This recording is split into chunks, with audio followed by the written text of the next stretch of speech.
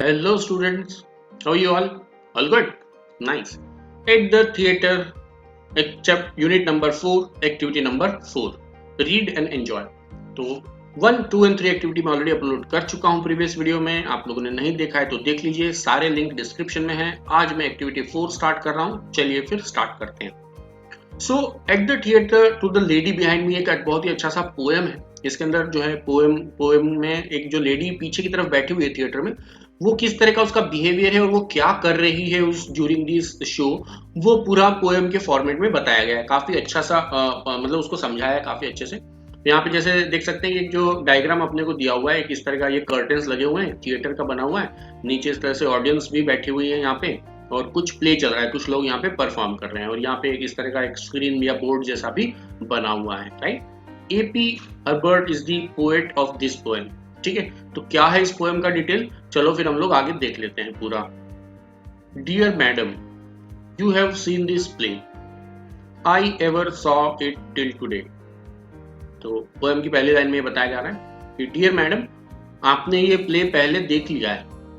I ever saw it till today, लेकिन मैंने आज तक इसे पहले नहीं देखा है. You know the details of the plot, but let me tell you, I do not. आपको शायद इस स्टोरी का डिटेल पूरा पता है, स्टोरी का प्लॉट पूरा पता है, बट मैं आपको बता रहा हूं कि मुझे नहीं पता है. राइट. तो आपको उसका डिटेल शायद पता हो सकता है, लेकिन मुझे नहीं पता है. The author seeks to keep from me the murderer's identity. और ऑथर ने प्लॉट प्ले इस तरह से डिजाइन किया है कि वो मुझे मर्डरर्स का आइडेंटिटी अभी मुझे नहीं बता रहा है कि किसने मर्डर किया है, क्योंकि वो शायद मुझे बाद में बताएंगे स्टोरी में. And you are not a friend of his if you keep shouting who it is.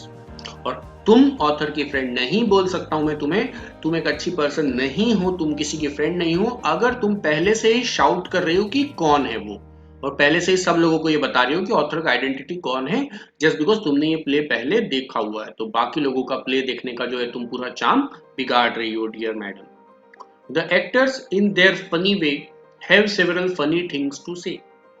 तो जो एक्टर है सारे, वो एक बड़े ही फनी वे में काफी सारी चीजें जो उनको बोलने की है वो बता रहे हैं. Right. But they do not amuse me more if you have said them just before. But मुझे वो सारी चीजें देखने में मजा बिल्कुल नहीं आएगा, बिल्कुल मुझे अम्यूज नहीं होगा अगर तुम पहले से ही वो बोल दोगी. If you said them just before, उनके बोलने से पहले ही अगर तुम बोल देती हो तो मुझे नहीं अच्छा लगेगा, मुझे मजा नहीं आएगा. The merit of the drama lies I understand in some surprise. तो ये जो ड्रामा है, इसका मेरिट, इसका वैल्यू, इसका इंपॉर्टेंस मुझे पता है कि वो कुछ सरप्राइज में है, कि पूरा प्ले देखने के बाद जब वो सरप्राइज खुलता है तब कुछ मजा आता है. But the surprise now must be small since you have just foretold all.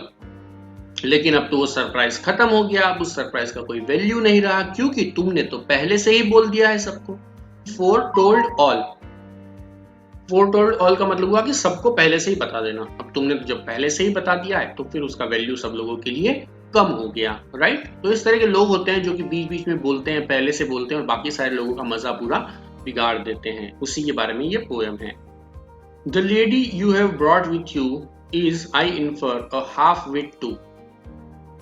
और जो लेडी जो तुम्हारे साथ आई है डियर मैडम, जो तुम्हारे साथ जो तुम जिस लेडी को लेके आए होगे, आई इन्फर, मैं ऐसा अंदाजा लगा रहा हूं, अ हाफ विट टू, कि वो भी, उसका भी दिमाग नहीं है, आधा ही दिमाग है उनके अंदर, मतलब अकल कम है उनके अंदर भी.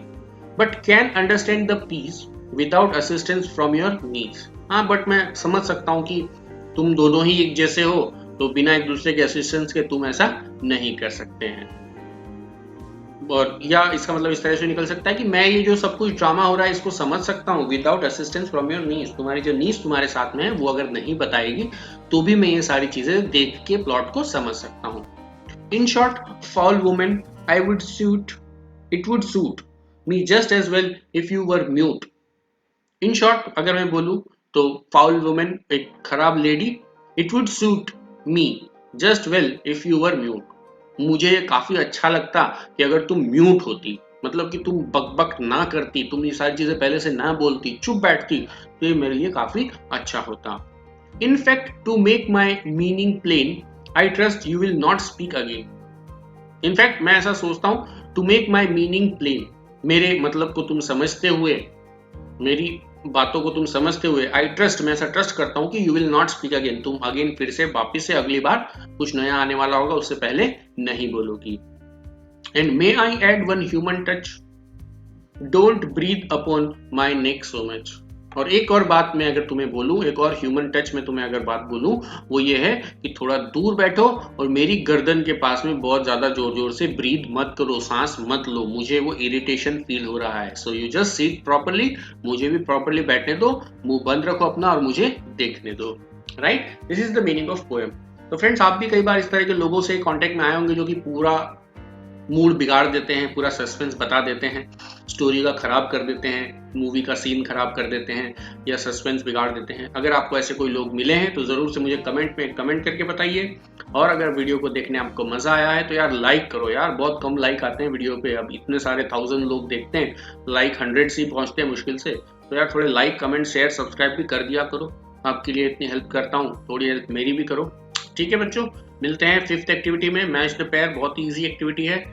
बाकी सारे वीडियो के लिंक डिस्क्रिप्शन में है, वहां से देख लीजिए। Goodbye for now, have a nice day all of you.